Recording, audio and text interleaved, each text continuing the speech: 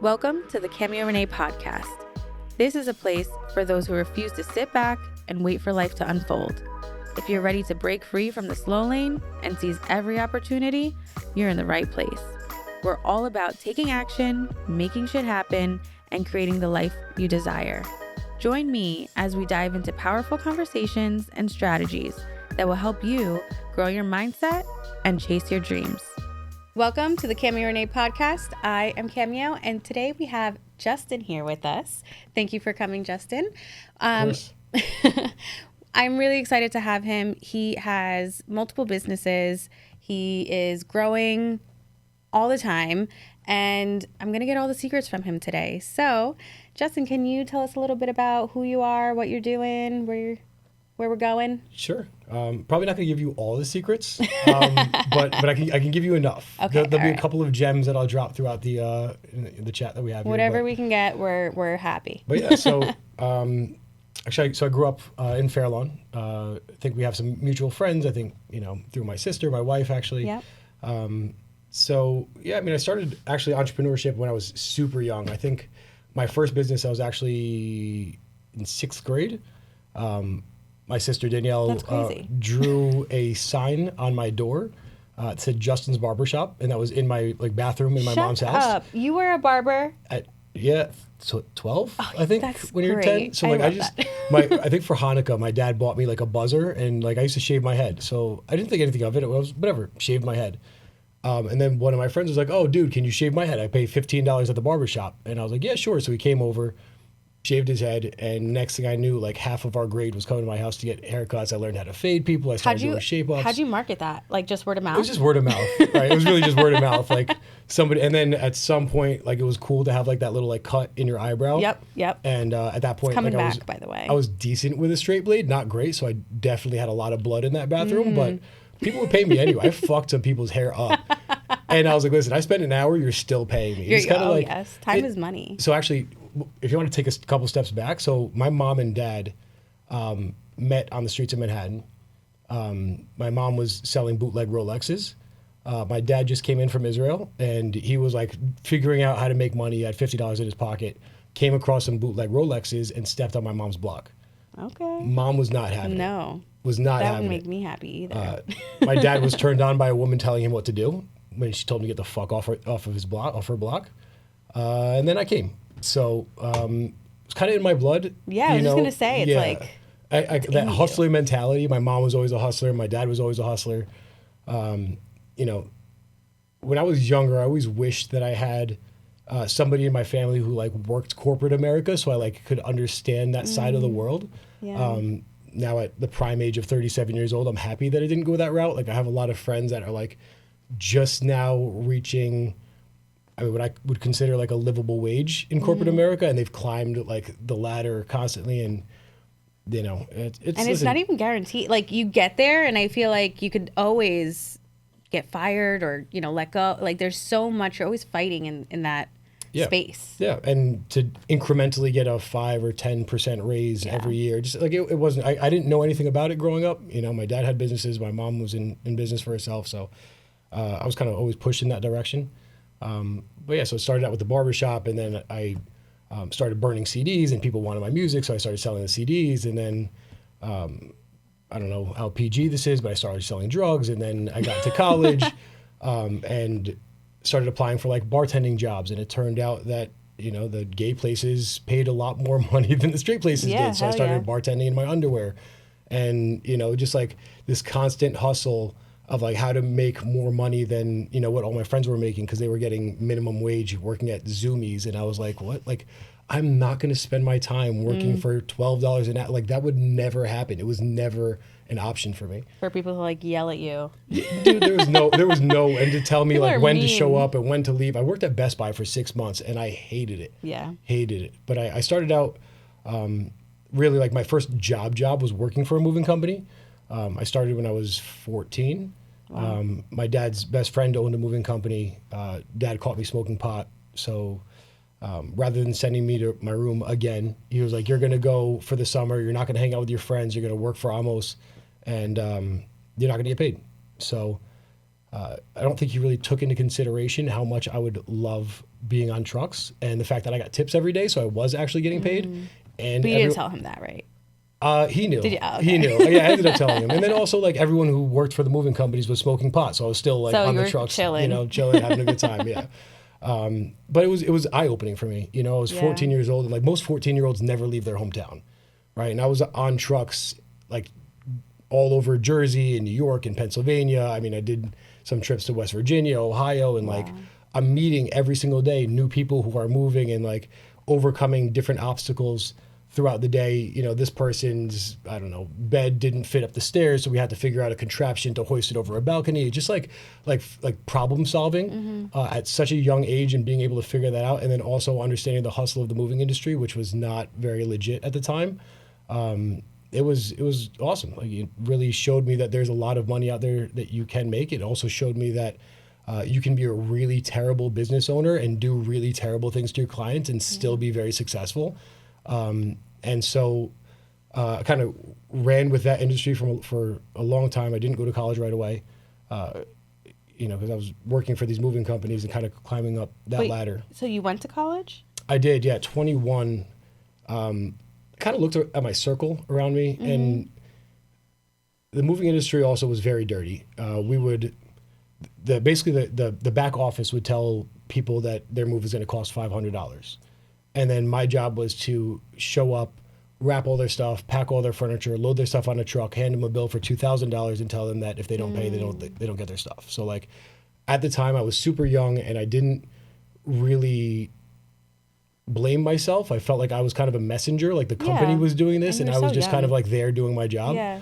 And I was getting paid commission on all that overage. And then my last job that I ever did, I remember this family like hysterical crying. They couldn't afford the bill. And the lady was pleading with me, please just unload my kid's crib, just please. And the crib was the first thing that we loaded. So like we would have had to unload the entire truck to get it out. And so I called my boss. I'm like, listen, dude, like I'll figure out a way to like maneuver all the stuff in the truck. I'll get to the crib. Like this baby's not sleeping on the floor. Like they don't have any money. Like we have to do this. And he was like, dude, if you unload a thing, you are fired. And I said, fuck you, I'm leaving. And then that's when I decided to go to college. I went to a dog park and ran into this kid that I went to high school with. And I knew I was smarter than him. And he was telling me that he just got into medical school. And I was like, bro, if you could be a doctor, dude, I could definitely be a doctor. So I went to Rutgers pre-med, got my degree in exercise physiology and biology. And then once I finished, I realized that's not really what I wanted to do. And I also still had this like feeling that I worked for 7 different moving companies that were all essentially scams, and they were all super successful. And if I just was able to start my own company and educate the consumer on the scam of the moving company and kind of just let them know like this is what's going on, this is what we can do better, and do everything the opposite of the companies that I worked for, I thought that there was a huge gap in the industry and that we would be able to be successful. I also partnered with the perfect business partner at the time because I'd been out on the trucks and he had been in the office. So like I didn't know anything about what went on in the office. I didn't know about sales. I didn't know systems. When we started the company, I remember sitting down at my desk and looking at the computer and like looking at my partner Elvis like, now what? I had no idea what the fuck the computer was for. There's always, I feel like that's always such a good like business partnership duo, is the person who is on the floor with the people doing the things, and then you have the back end who's like doing the numbers, doing the sales, doing the taxes, being the stuff. Enforcer. Yeah, I am not an enforcer. It's not in my nature. I'm not an enforcer. I'll bitch to my partner about people, but I will never like. You're not like the rule maker? I'm not. I'll make the rules. I don't enforce the rules. Okay. I'll tell my partner like, hey, this needs to happen. And he'll be like, well, go tell them that. I'm like, no, I'm not doing that. I'm not doing that. You work with them like more often than they do? We work at the same time. It's just not my character. Like for most of my businesses, and really what I've found in kind of my maturity as a business owner is that like I had this talent that I harness, and that talent is to get people to know me, like me, and trust me. And being an enforcer, people don't like you. Yeah, that's true. People don't want to know you, and people definitely don't trust you when you're telling them what to do and telling them what they're doing wrong. So like, I think I've kind of dug myself really deep into this, COO, face of the company, build relationships, network, and I don't know how to be mean, and I don't know how to like tell people to fuck off. Like, I don't know. Yeah. Yeah, I'm not good at that. So how did you fill the gap? How did you take what was happening and make something better? First and foremost, we started giving guaranteed pricing, right? That was the biggest thing, was because, the biggest hurdle that people had were that they were getting these bullshit quotes. Move day came, an assassin would charge you for every roll of tape, every box, every crate, every minute that they were on the clock. And so we basically, it was very easy in the beginning because we were doing about 15 to 30 moves a month. So we'd go out and do like an inspection, educate the consumer on, what the horror stories of the moving industry were, what we were doing that was different, why you're getting a quote for 500, but our quote was 1,500. And it's not easy to sell, especially at 25 years old. People are like, how old are you? Yeah. And you want me to trust you with all of my belongings? And, we kind of, I hate to say it, but we had to instill the fear of God into them. Like, if you go with one of these other companies, you are going to get screwed and you are not going to have a good experience. Yeah. So me and my partner went out and did all of these kind of inspections, sold the projects on site, as opposed to these other companies that were taking, phone calls and saying, oh, well, you have 3-bedroom house, sounds to me like 500 to 700, something like that. And then move day comes and it's not that. So that was like the biggest thing. And believe it or not, like all the moving companies that I worked for growing up, they did not have full-time employees. Like we basically would have, 4 or 5 drivers. We'd go to Home Depot, we'd pick up, 3 or 4 guys off the street for the day, and those would be our movers. Wow. So, whatever few employees that we did have at those moving companies, I'd work for 7. So when I started my own, I just started calling on the guys that were trained. And then they like loved the company, loved the concept, loved that the police weren't coming every day. And so they started telling their friends about us, and then they would recruit their family members and then train them. And so we went from, it was me, my partner, and like 1 or 2 employees in the beginning to, the height of COVID, we had 75 full-time employees. So for me, that's something that I really pride myself on, is my culture as a boss and for my employees, because I did the same thing. I grew the same way as like the salon culture can be really toxic. Yep. I get a lot of interviews. I get a lot of girls coming in saying like how bad their experience is at other salons, where obviously we're not for everybody and everybody's not for us, but the people that I do take in and work with and instill a better culture, word of mouth is crazy. And that's really how you build a business, is through your employees, right? Yep. Because they're the ones who are face to face with your clients. So I think that's really, really admirable that you took a bad situation that you were in, made it better for you and everybody who you're inviting into your space. So that's awesome. Yeah, it's been cool. Yeah. And the thing is that like, you're, a hairdresser, I guess. Yeah. Hairdresser. But like how many hairstylists, like how many hairdressers and hairstylists do you know? Probably hundreds. Yeah. Right? So like the movers that we did hire, they knew all the movers. Yeah. So, once they got themselves into a good situation, they were so excited to tell their friends, and they were like, hey guys, can you get more work? We have more guys that want to come on. Yeah. And so we just kind of like grew naturally like that. I mean, I can probably count on both hands how many people I've actually interviewed and found on like Indeed. Like we just never needed to. Like we need more guys. There are always more guys that have been waiting for Optimum Moving to have an opening. So that's cool. So it's been fun.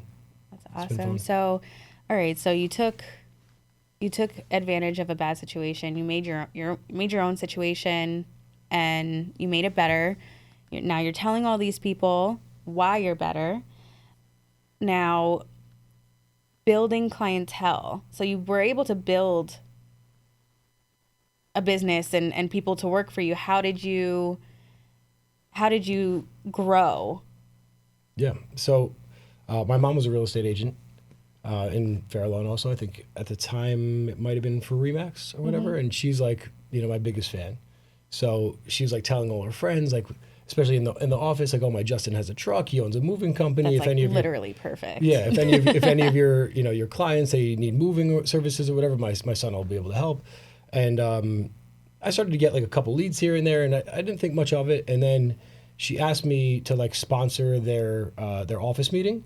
So I went into their office and I kind of told them about, you know, my past and, you know, my experiences with moving companies. And I remember the first question I asked was, how many of you guys currently refer moving services? And there's like 50 agents in this room, and not a single agent raised their hand. And I said, why is that? Wow. And they were like, because, you know, moving companies are scams and we don't want to refer somebody and then you know, my client have a bad experience and then they look back at us. So after this presentation, we started getting a ton of referrals. And I was like, this is how we grow our business. This is it. This is what I need to do. This is what I need to concentrate on. I need to build relationships with people who have the key to our leads.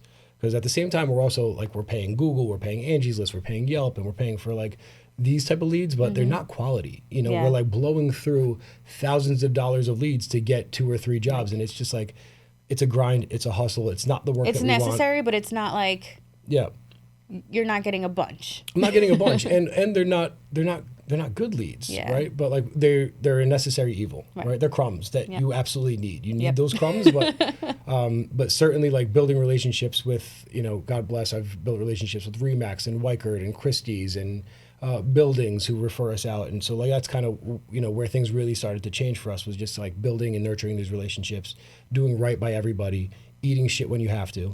You know, I mean, listen. Customer service. I spoke about customer service on one of my previous podcasts and how it really it exists, but barely. Like we're in a stage where if you just give a little bit of good customer service, it doesn't even have to be great. Like you're winning. Yep. And but obviously, if you're doing great customer service, you're gonna grow that much faster. And that's really it. I mean, if you look anywhere online, right? You look on Google, Yelp, Home Advisor, Angie's List. We have 5-star ratings on every single review site, and it's not because we don't make mistakes. Right? Things get damaged, things get lost. People have mediocre experiences, not the excellent one that they were expecting, and they complain, right? But if you have good customer service and you take care of them and you figure out what they want to remedy that situation and you give it to them, that's what makes a difference between a 5-star company and a 3-star company or a 4-star company. It's that we as a whole are under the understanding that we are not going to be perfect all the time, but when we're not, we're going to make you feel whole at the end of it. I love that. I feel like that, like a lot of people don't get that.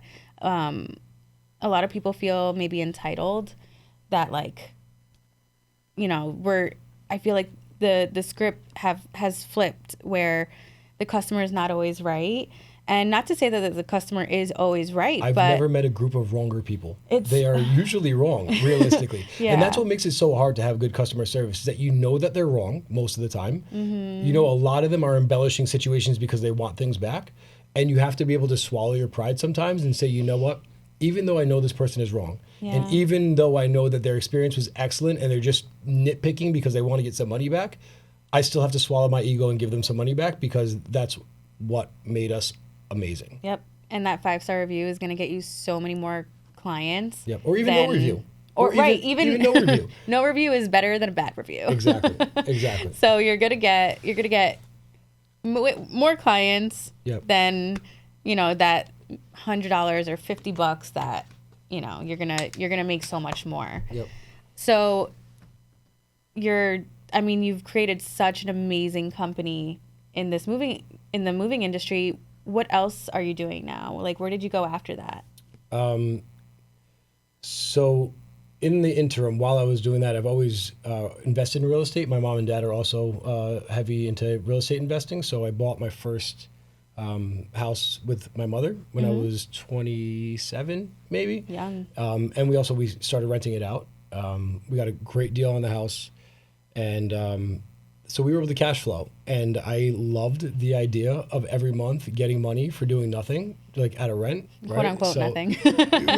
Right, not nothing, right? So essentially you have to send your soldiers out. Like passive. You send your money out and then it brings you back more money. So like my mom forced me, because I was young and I was making a decent amount of money, and my mom's getting nervous because I'm spending a lot of money because you're young. That's what we do. I'm like, whatever, I'm making money. Don't worry, mom. Like, yeah.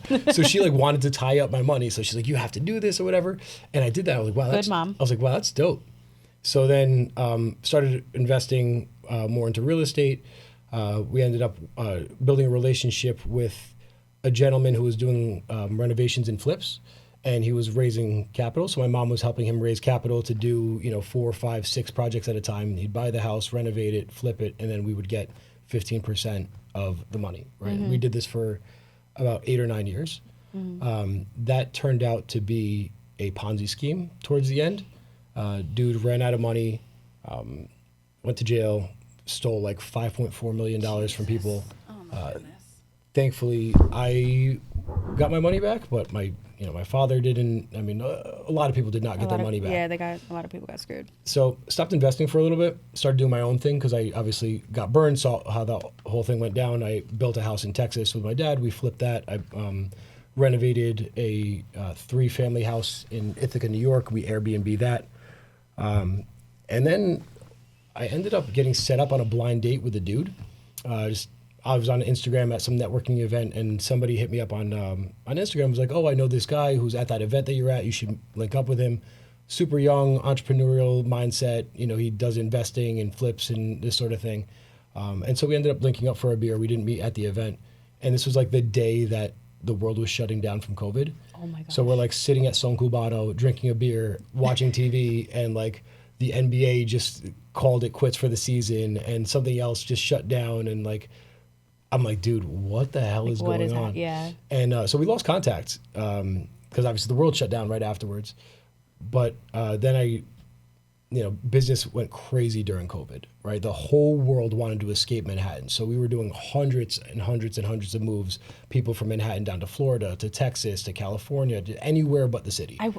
That's crazy. I would have thought the opposite for like a moving company. Oh, dude, we killed it. We killed it. It was insane. Now that I think about it, the market went so high because, like, I heard people were I'm in Fairlawn, so people were buying houses in Fairlawn from New York. Yep. $100,000 over. Yep. People just wanted out. They wanted out of cities.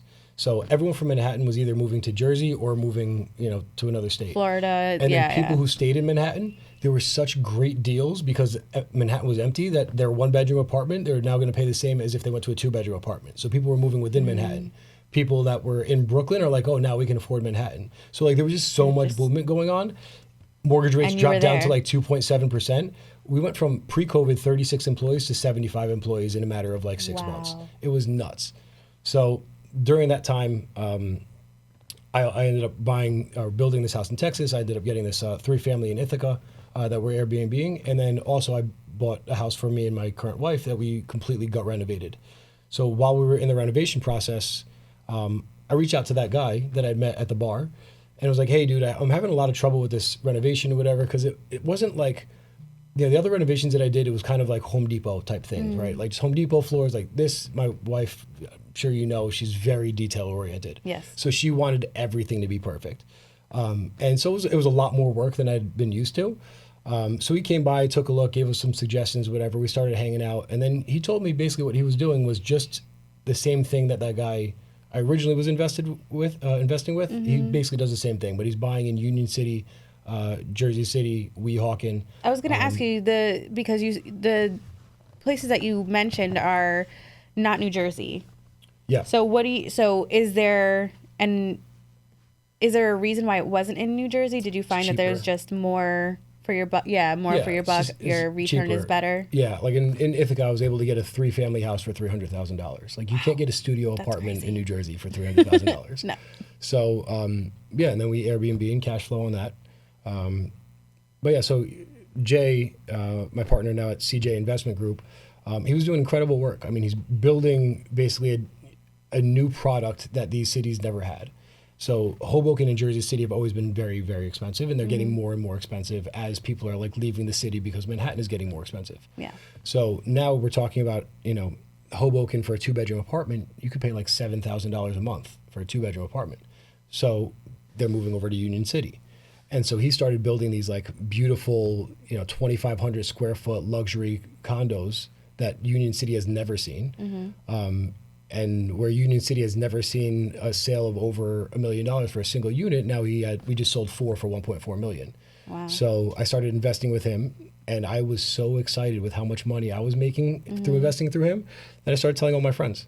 Yeah. And all, I build a lot of relationships, meet a lot of people. So I started telling my friends, and then they want in on it. They basically, they want. Like, I mean, listen, I have friends who have money sitting in the bank and collecting dust. Yeah. Why not make 20% on your money? It's either going to sit in, some account or whatever, making maybe at best in a money market 4 or 5%, or you can make 20% on it. So I told a bunch of friends or whatever, and then Jay approached me and he said, "Listen, man, I've seen you hustling over the last couple of years as we've, kind of established this friendship, and like I think you'd be really good at, raising capital for us."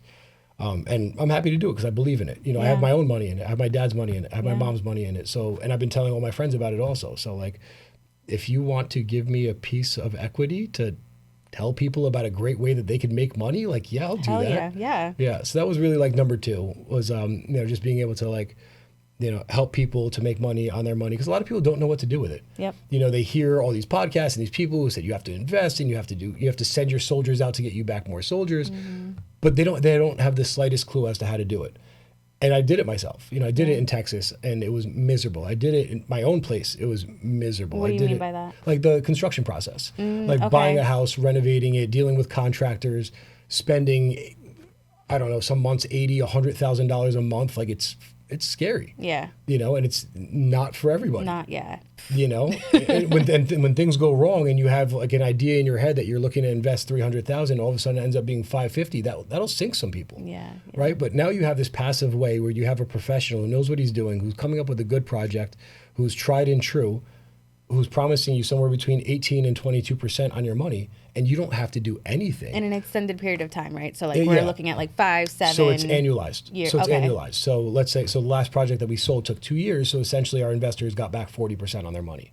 Okay. Right. So it's 20% per year is usually the goal. That's incredible. So you invest $100,000. It takes a year to renovate and sell. You get back 120. If it takes 2 years to complete the renovation and sell, then you'll get back 140. So yeah, it's 20% annualized. But it's like just giving people the opportunity to invest, and obviously investing is always a risk to some capacity. The real estate market could drop off. I mean, the house could blow up. I mean, there's always a risk. There's always some sort of risk involved. But ultimately, like, what are your other options to just get beat by inflation? Yeah.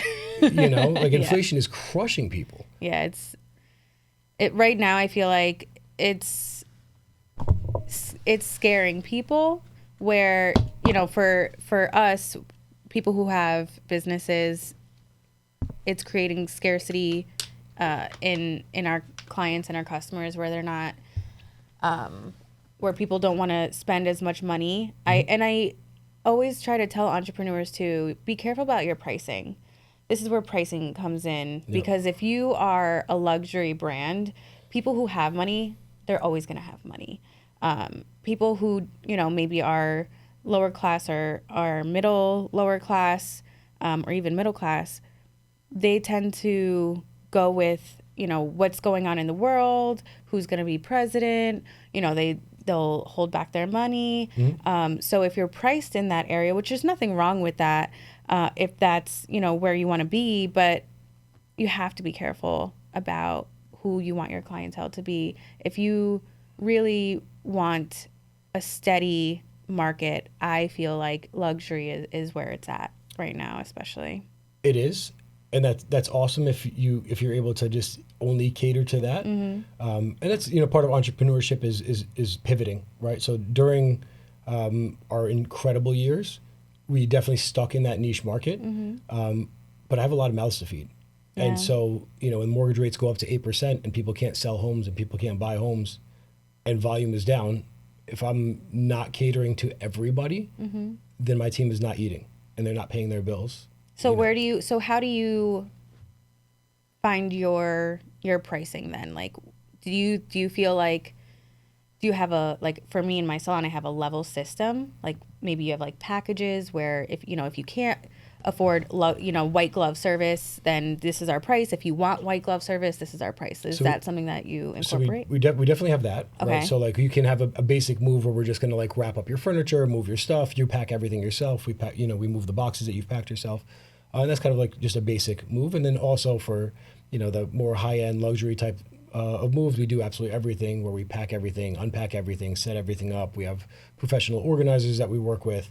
If you wanted to, go into having like a manifest of what's inside of every box and where that box is, and like we do a lot of really cool stuff. Cool. But ultimately, what it came down to once the mortgage rates jumped so much and moving, just by volume, just ended up being a lot less. Is that we started creating this like sliding scale for our rates. And so the rate starts out super low, very low. And then as we start to book up, then the rates go higher, essentially. Similar to like how a hotel would. Okay. So if you're looking to book, to book a hotel and the hotel is completely vacant, that hotel rate is going to be super low. Whereas like if they have only 5 rooms left, you're probably going to pay top dollar for that, right? So like that allows us to keep the guys working. We're not necessarily making a lot of money on those smaller jobs, but we're able to keep our force fed. And then as we book trucks and then we get to our 7th and 8th truck that are booked, then the rates get back to a place where we're highly profitable anyway. So yeah, but it's a game. I mean, you constantly have to pivot. You constantly have to figure out what your new demographic is if one isn't working anymore.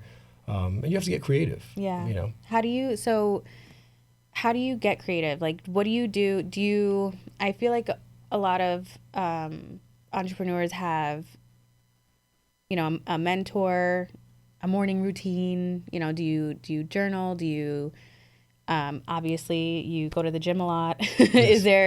Is there something that you feel that you do, or things that you feel that you do that keep you in that creative state and inspired state?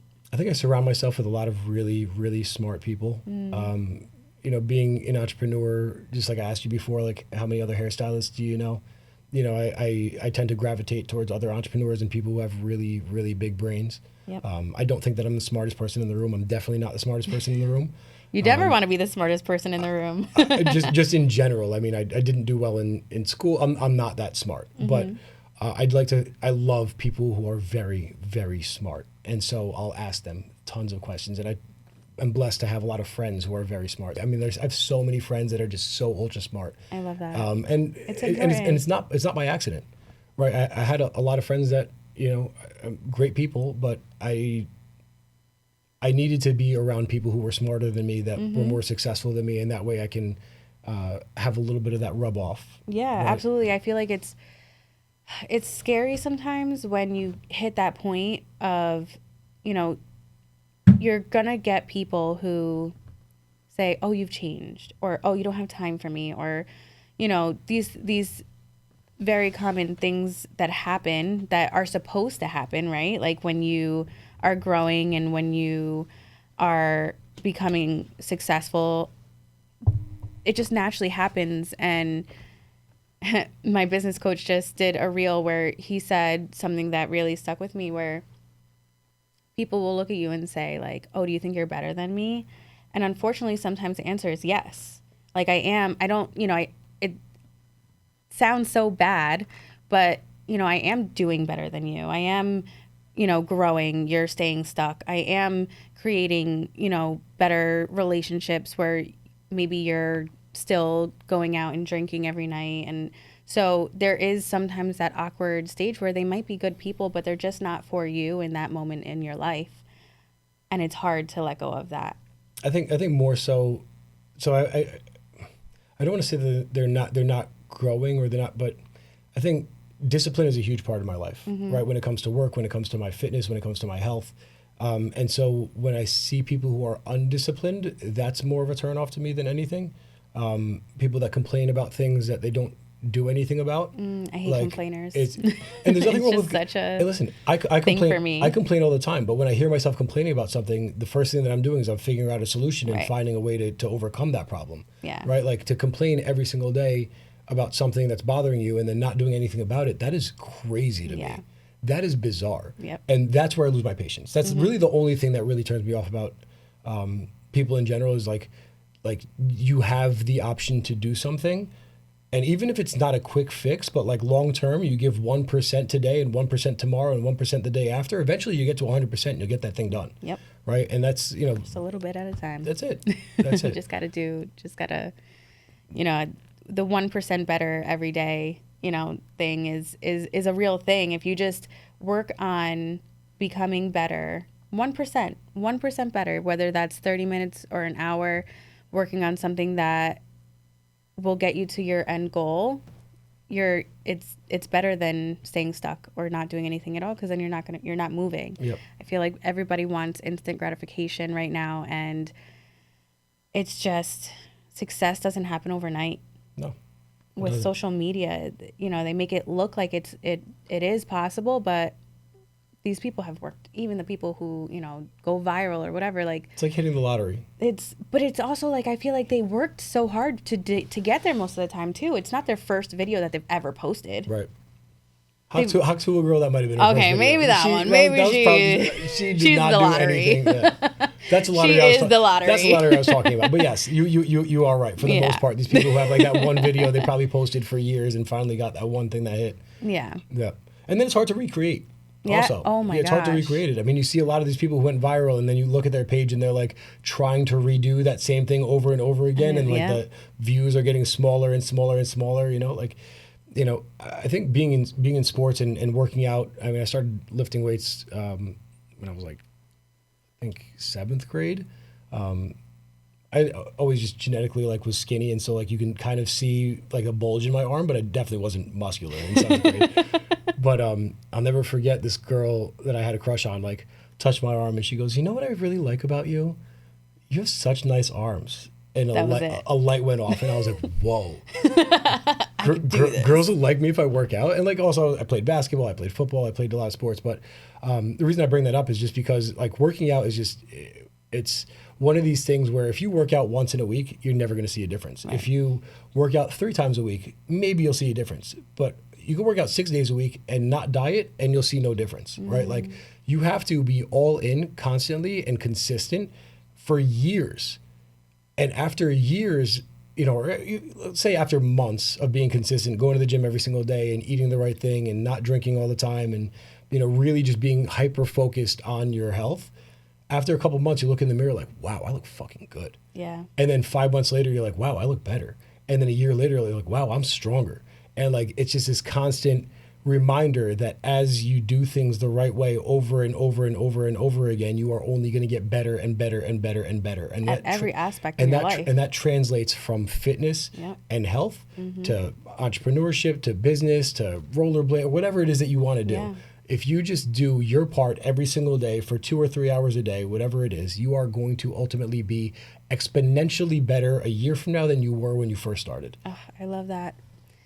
Our time has come to wrap it up. We can't wrap it up yet, though. Why not? Because we didn't talk about the third business. What? Oh, it's the new one. All right. It's the new one. We have to talk about. Yeah, let's do it. Okay, we have to talk about it. Never mind. Just kidding, guys. We're gonna extend this a little bit. Yeah, just 5 minutes. I gotta Come on, give it to me. So I just actually bought into a functional medicine clinic 3 months ago, which is fucking gnarly. It's super cool. So I was a patient under my friend Ian since I was 32. Just running all these businesses. I was also partying a lot, just kind of really crashed my system. And I all of a sudden just didn't have that drive and motivation that I always had. Yeah. I'd also just gone through a breakup. I also just broke my arm literally within the same week, and also had my car stolen all in the same week. Okay. And so a lot of my friends were like, "Oh, dude, you're just depressed. It's fine. You had a lot of real, tough shit happen to you." But I've always gotten over animosity really quickly. I knew I wasn't depressed, but felt like something was wrong. And somebody had told me hey, you should go get some blood work. Maybe you have something going on. So I went to my friend Ian. I got my blood checked, and turned out that I crashed my testosterone. So where the average male feels good at 700 to 1,000, I was at 400, which isn't the worst. But I know that, up until that point, I was probably, had pretty high levels. And I was right before my busy season with the moving company. And I went to, talk to Ian, and he was like, well, we have X, Y, and Z option, or we could just give you testosterone and get you at a high functioning level at as if you were at the age of 25. And so I was like, you know what, let me give it a shot. Within a month, I was back to my old self, kicking ass, taking names, my business blew up. This was right before COVID also. And I was able to just handle everything, handle stress. And then I had, some other things that I had going on or whatever that they were also able to correct.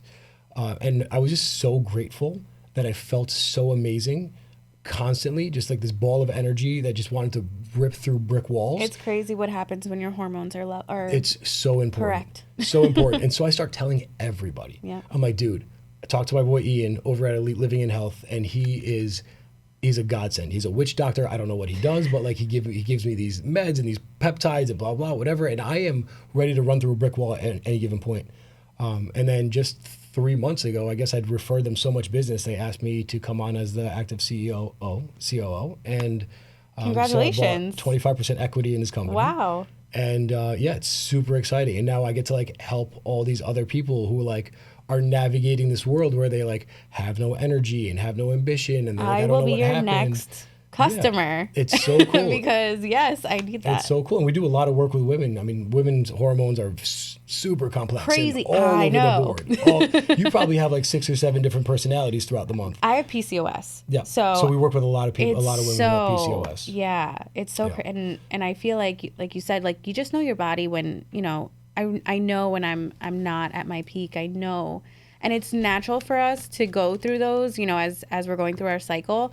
But sometimes it's just way worse than that peak is others. super peaky, and that valley is very valley. So valley-y. Yeah. Valley. Yeah, totally. Yeah. So basically, we send people out. We work with LabCorp and we work with Quest. Okay. We send people out to get comprehensive blood panels. It's probably more blood than you've ever had taken in your entire life. It's like somewhere between 7 and 15 vials of blood, depending on what kind of labs we're running. But we'll read every biomarker, find out, what's going on with your adrenal glands, what's going on with your pituitary gland, how your organs are functioning, where your hormone levels are at, where your vitamin levels are at. Like the smallest thing made the biggest change for me outside of just like replacing my testosterone that my pituitary gland just decided to stop signaling. Vitamin D is so crucial. It's like, they talk about everybody has vitamin D. And so you say, okay, everybody has low vitamin D. That's fine. And the way that like a regular general practitioner works is that they see that you have low vitamin D and they're like, oh, well, you live in New Jersey, it makes sense. Yeah. So I had low vitamin D. Ian told me to start taking 40,000 IUs of vitamin D a day. Did that for 3 months. I get my next blood work. My vitamin D did not change at all. Either the pills, the vitamins that I got were not great quality, or my body wasn't absorbing. Yeah. Which is more likely. So he prescribed me an injectable vitamin D.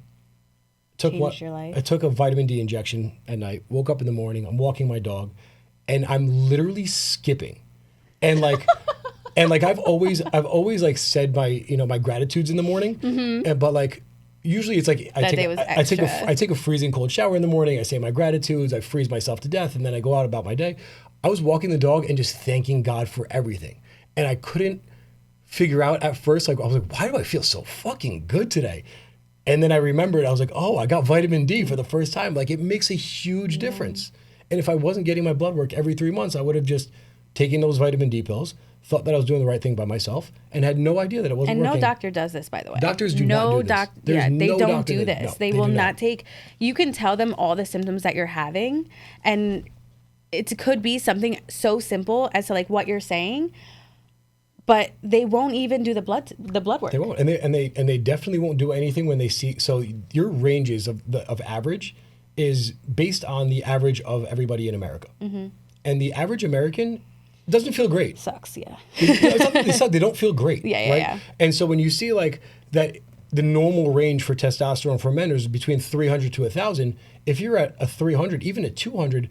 They're not going to intervene, and you could be feeling a lot better. I just talked to somebody 2 days ago, a good friend of mine, who told me that he's been going to the doctor since he was 30 years old and had a testosterone level of 200, which is extreme. It's like an 80-year-old man has a testosterone, and he's now 36. And he was like, yeah, my doctor told me to wait until I'm 35 before I start to try testosterone therapy. Why? And now he's not giving him enough testosterone, which is a completely different thing. But he literally let my friend suffer for 5 years. And he was sitting at home, hormonal, tired, fatigued. He couldn't focus. He had no drive. And his girlfriend would come into the room and he had to pretend like he wasn't crying because he didn't have a reason to be crying. Yeah. And his doctor literally let him suffer for 5 years. And then he started taking testosterone. He's like, holy shit, that's all I needed. Yep. That's all I needed was to get my hormone levels right. And these doctors just let him suffer for 5 years. But if you go to a psychiatrist... They'll put you on pills real quick. Yeah. Oh yeah. Super quick. They'll tell you that you Yeah. have depression and blah, blah, blah. But you know, testosterone and there are other hormones that will help you with your depression, with your mood, with your cognitive function, with your libido. I mean, people just accept the fact that as you get older, you don't want to have sex anymore. Like, It doesn't have to be that way. it does not have to be that way. If your hormones Nobody are all actually in check, wants that. yeah, nobody wants that. And Yeah. you can just say, well, this is normal because I'm 40 years old and I guess I'm slowing down, or you could just not slow down. Right. It's an option. So That's crazy. yeah, Thank so you. that's business 3. Sorry is that I extended the podcast. No, I just had to get that off. I Yeah. am very happy that you actually stopped me and was like, "No, I need to say this," because I feel like that's so important, and it's the backbone of getting your, you know, your body, your mind, your spirit, all of that is so important in every aspect of your life. And if you don't have that, if you don't have somebody rooting for you, Yep. like your doctors and everybody there, all of your goals and all of your dreams and, you know, it all connects is what I'm trying to say. It all connects, and that's incredible. And I just want to say that I've noticed with every single business that you have talked about, you've said that you're helping people. And I love that. I love that that is such a important thing for you, is whatever you're doing, you're bringing that and you're helping people. And I've never put that together, but it's true. yeah. Yeah. Everything that you've said is, you know, I did this thing so I can help. I did this thing to make people's lives easier, to make people's lives better. And I really, really, I love that. So thank you so much for coming today. Thank you for being here. Me. Yeah, of course. Oh my gosh. I mean, I see you crushing it. I was really, really excited that you said that you would come. So thank you for being here again. And thank you guys for coming and listening. You know what to do. Follow, like, subscribe, and let us know how you like this podcast. And if you know somebody who can benefit from this conversation, give it a share. Thanks, guys. Well, real quick, guys can follow me, j.rokach on Instagram. It's my personal. At Optimum Moving on Instagram, at eliteliving.health, and at CJ Investment Group. That the health one is for what we just talked about, right? Okay, perfect. So I'm gonna put that all in the description, guys, so you guys can give every single one of those a follow. And thanks again. Bye, guys. Bye. Thanks for being here with me today. It's always appreciated if you would like, share, or drop a comment about what you think. And of course, remember to do what the fuck you want, because you deserve it. See you next time. As always, sending love and positive vibes.